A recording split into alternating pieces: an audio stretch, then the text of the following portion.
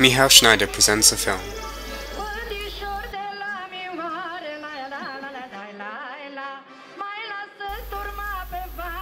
Green tourism, a worldwide phenomenon.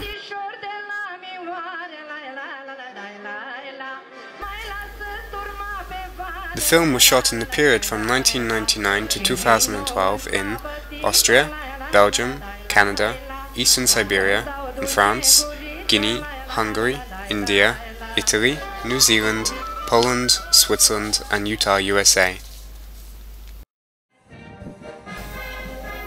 Urban drift. Urbanization, consisting in a continuous increase in the size of urban population at the expense of rural communities, has been accelerating worldwide. In the course of time, urban populations have become bigger and bigger, while the number of inhabitants in the countryside has been decreasing. At present, the human population worldwide is over 6.5 billion. Rural and urban populations are almost identical in size. In the next 20 years, the world population will go up to over 8 billion, with the urban population amounting to 5 billion. Urban areas are expanding at the expense of rural areas. People are settling in the vicinity of big cities, thus contributing to the creation of huge metropolitan areas. Cities of more than 1 million inhabitants are no longer unique. Presently their number worldwide is around 400. There are 21 metropolitan areas, each with a population of over 10 million, and soon that number will increase by another 8. Urban development means that an increasing number of people worldwide has no first-hand experience of the countryside, agriculture or food production processes, and have a limited contact with nature. We need to realize that more and more people worldwide, particularly those living in urban areas, for many reasons have loosened their ties with agriculture, the countryside, and food production. This means that to counteract this phenomenon, the interest in nature, ecology, countryside, agriculture, and forestry is increasing. The daily city life. Inhabitants of modern metropolitan areas lead hectic lives. Their lifestyle is a matter of routine: the morning shower, breakfast, rushing to the car on a drive to work.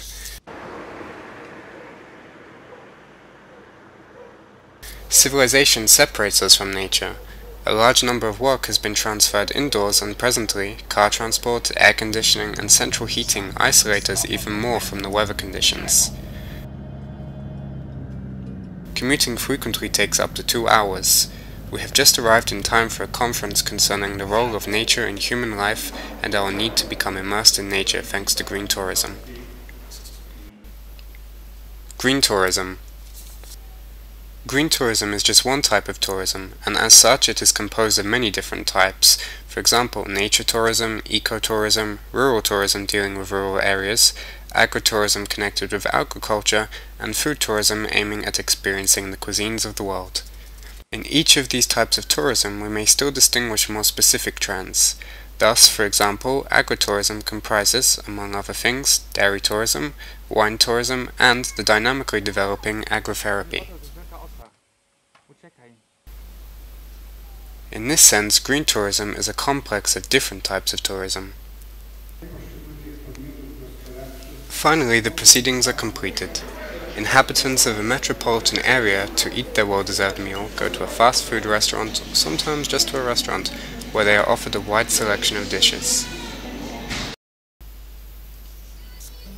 Urban dwellers most typically spend their afternoon leisure time doing shopping, also in this case having no contact with nature. It is evening, time to go home. We also take the car to drive home.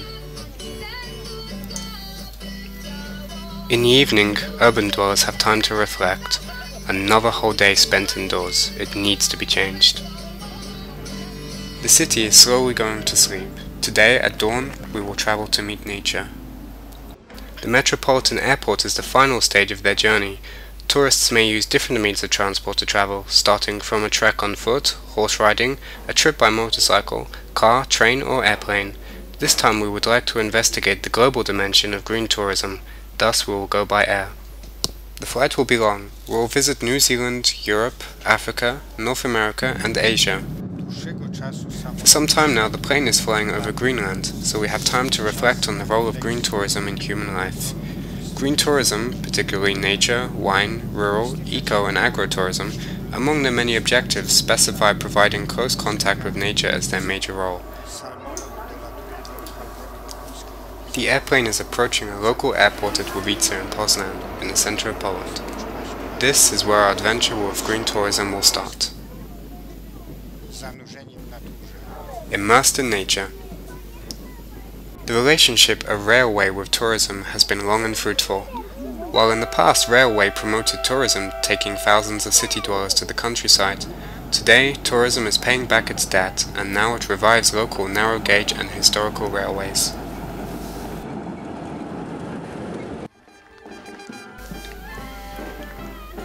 Contact with nature, both animate and inanimate, is the basic human need. People in their lives need everything that nature may supply, starting with sunlight and space required to move around. People need fresh and unpolluted air, clean water, healthy food and contact with other people, vegetation and animals. Nature meets their existential, emotional, aesthetic, cultural and cognitive requirements. It enhances the quality of life and promotes health and longevity. Nature facilitates sustainable development for the human civilization.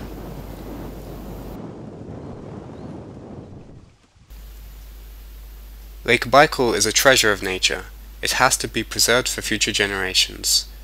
Many tourists wish to see this treasure with their own eyes. However, some individuals oppose tourism there, particularly mass-scale tourist traffic. There are others who rightly believe that tourism, particularly mass tourism, poses a serious threat for the natural environment. Contemporary man, using state-of-the-art science and technology, makes available the most sensitive, ecological and most beautiful locations worldwide with no harm to their integrity.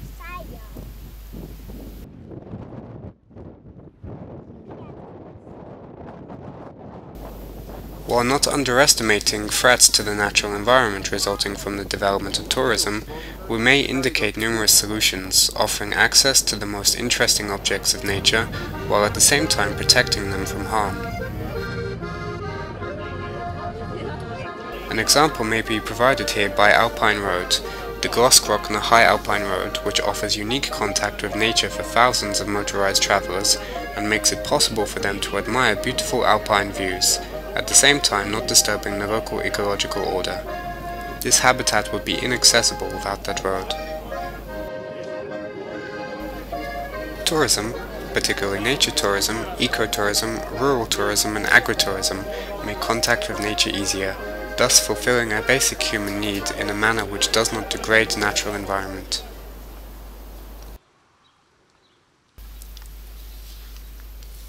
Luxury versus nature. People, while being immersed in nature, may use both luxury and natural conditions originally supplied by nature. Some people prefer luxury, while others choose nature. Such a selection is offered by rafting in Poland and Corsica. A question may be asked: does luxury separate people from nature, or do natural conditions indicate poverty? Leaving this dispute aside, let's compare a civilized beach in Valkenburg, Belgium, and a natural beach in Daman, India. They both serve identical functions, but completely differently. Valkenburg overpowers with a complex of blocks of flats for holidaymakers, extending over hundreds of meters. At the promenade there is a modern retail district. People wearing special suits are waiting for waves to come. Daman is a retail strip extending over hundreds of meters, situated under primitive roofing. A fishing motorboat is a tourist attraction. It seems that, as shown by solutions from Daman itself, luxury has great prospects for the future. Despite everything, a bath taken by little children in a small African river during the wet season seems to be a bliss. This bath is a symbol of an actual immersion of people in nature.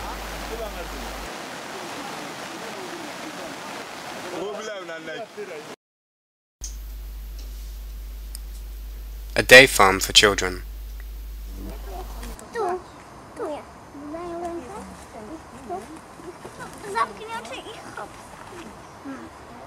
A large proportion of agritourism farms is targeted to meet children's needs.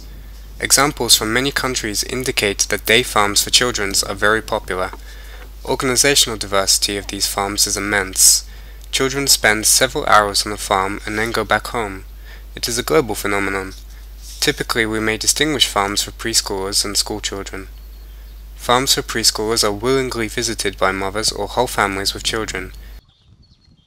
Young animals, which small children are not afraid of, are predominant on such farms. The willingness to touch, pet, hug and feed animals is common for all children. Farms for older children are visited by classes of school children as part of their science and biology lessons. While becoming familiar with nature and agriculture, they play outdoors, which is necessary at their age. A farm zoo is a special type of agritourism farm for children, in which many exotic domestic animal species are placed on runs. Farms of indigenous domestic animals. A common global and highly disturbing phenomenon in nature is connected with a reduction of biodiversity. This also refers to agriculture and animal breeding. For economic reasons, high-producing breeds are introduced. That is why the number of animal breeds is decreasing worldwide. For example, Holstein Friesian cattle has spread all over the world, replacing indigenous cattle breeds. This results in a situation where native breeds are disappearing. Programs of maintenance or even restitution of indigenous animal breeds are established in order to preserve biodiversity. An example of such activity may be provided in a farm by Hortobágy, Hungary, having all animal species until recently kept in the Pusher region. A farm of indigenous animal breeds is at the same time a popular agritourism location.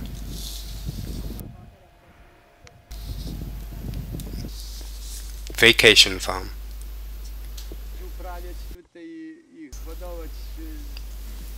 My name is Piotr Rakowski, a farmer. I have 11 hectares of land. In the past we could farm the land, grow crops and raise livestock. Now we do not have enough land and nothing is profitable. We want to convert this farm into an agritourism farm. This farm is located in a region inhabited by the Lithuanian ethnic minority. We want to maintain Lithuanian custom and Lithuanian cuisine, and we will take guests from different parts of the world.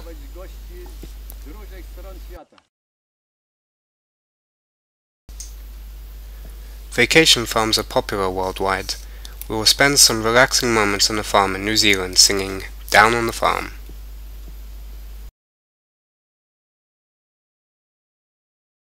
Down on the farm there is a blue kiwi. Down on the farm there is a blue kiwi. And when it says hello, it says kiwi. And when it says hello, it says kiwi. We're on the way to Birdley Farm. We're on the way to Birdley Farm. Down on the farm there is a wicked witch. Down on the farm there is a wicked witch. And when she says hello, she says crazy. And when she says hello, she says crazy. Oh, we're on the way to Birdley Farm. We're on the way to Birdley. Camping sites are an alternative and competition for vacation farms in green tourism, but the atmosphere here is not as attractive as on vacation farms.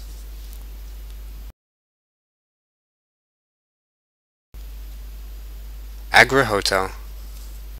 Dzisiaj, tak jak widzicie, nietypowy hotel. Bo hotel, w którym się mieszka w plebanii. As you can see, this is hardly a usual hotel. It is a hotel in which you live in a vicarage, a windmill, in a green manor house and several other buildings. Hotel facilities may sleep 100 guests, and this is a big enterprise, a little difficult to manage. A site which is our treasure is transferred to Zaworek, a former church in which painting exhibitions and concerts are organized. W którym robimy wystawy malarskie, koncerty. Corn maze. Farms offer agri-tourists an exciting form of entertainment, mazes on cropped fields. Plants, most typically corn, form maze walls. The goal is to reach the heart of the maze and come back. Mazes of low plants, such as soy, are prepared for little children. They might get lost among taller plants. A maze formed by plants is entertainment developed specifically for agritourism.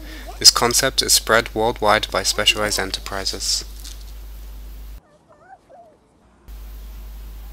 Agritherapy. Therapeutics also refers to agriculture, animal breeding, and food production. The name agritherapy is justified by the fact that it is offered on the farm or in the countryside. Agritherapy is developing worldwide. Farms offering slimming programs of a special diet, lasting for several days, are very popular. Therapies using different animals are being developed. They promote human health through improved physical, emotional, and mental fitness. Many animal species are used in therapy. Practically all agritourism farms offering contact with animals, in a sense, offer such therapies. Hippotherapy, for example, therapy through contact with horses, is well developed.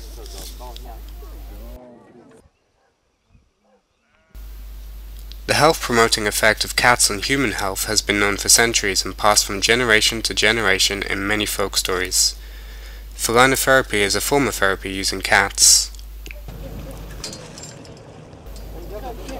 Moreover, dolphin therapy is being developed, a therapy by human contact with this nice animal.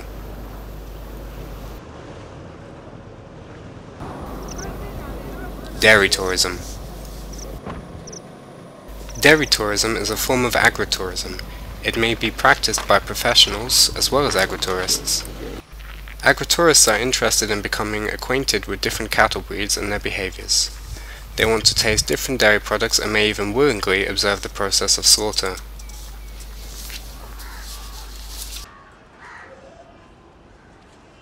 Professional tourist movement connected with milk production and processing has always been significant worldwide. The most important objective of professional study trips is to enhance economic efficiency of this business.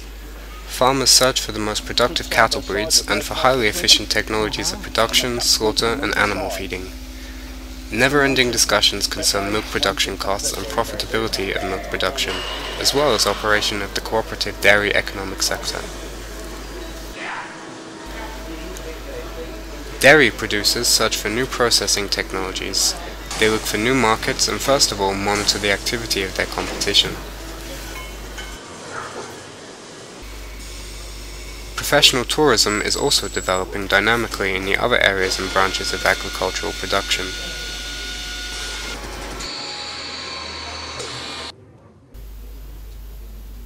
Dairy farming is very attractive for little children.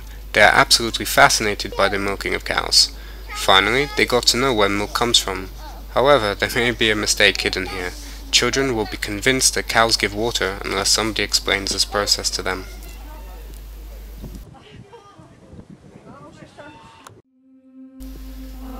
Historic villages. Villages and agriculture have changed over centuries. The last century was the time of dynamic transformations. Villages of the past are becoming obsolete. However, there are people living today that remember the traditional countryside. Villages of the 19th and 20th centuries are associated with bliss, missed by many people. Thus, it comes as no surprise that agri-tourists are curious what the blissful village life looks like. In order to meet the craving for the bliss, villages and historic farms are established where tourists move around freely in buildings equipped with all the necessary things.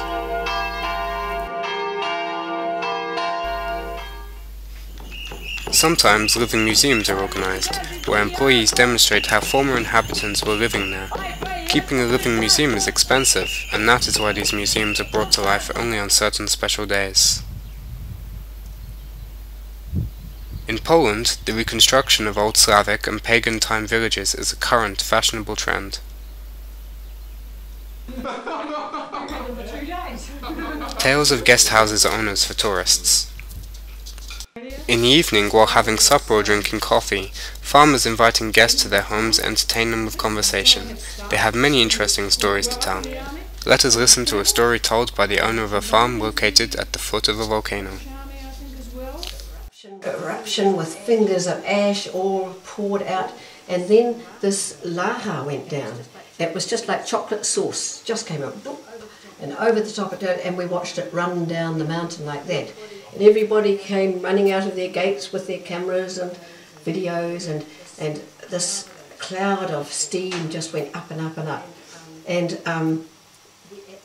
at that time we had a young American ski patroller staying here, and his name was Barrett Langendorfer, and he was right out here out west. And they were doing the last sweep of the day. This was 4:45 at night, and he heard on his radio, "Hey, look at the mountain." And he looked around and up and high, and all this cloud and boulders and steam and eruption, ash and stuff was all coming out of the top. So the controller was actually filming with his video camera, and by the time he had stopped filming, he turned around and the car park, which had been completely filled, was completely empty. Folk songs and dances. An indispensable part of green tourism is connected with folk songs and dances. Contemporary development of artistic creativity indicates how often people move away from the melodies nature has to offer. We may often see the folk dances and songs seem to be the essence of the song and rhythm of nature and the state of mind of village folks. The richness of folk dances and songs is immense. Let us watch dances and listen to folk songs of the Polish and Maori people.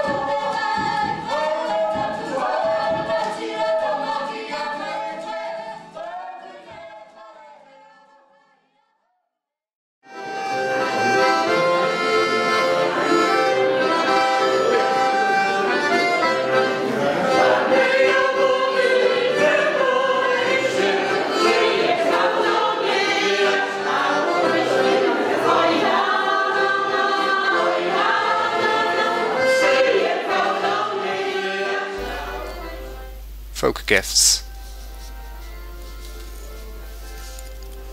Tourism may not exist without souvenirs and gifts. Souvenir making is an industry accompanying tourism.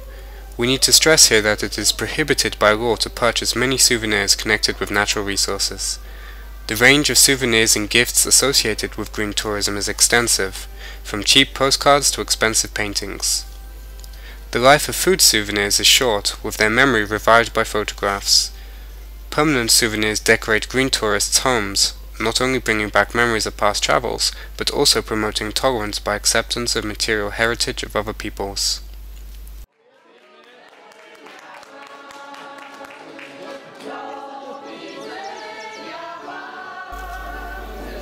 Let's conclude our adventure with green tourism now. We have a road ahead of us which will take us back to home sweet home.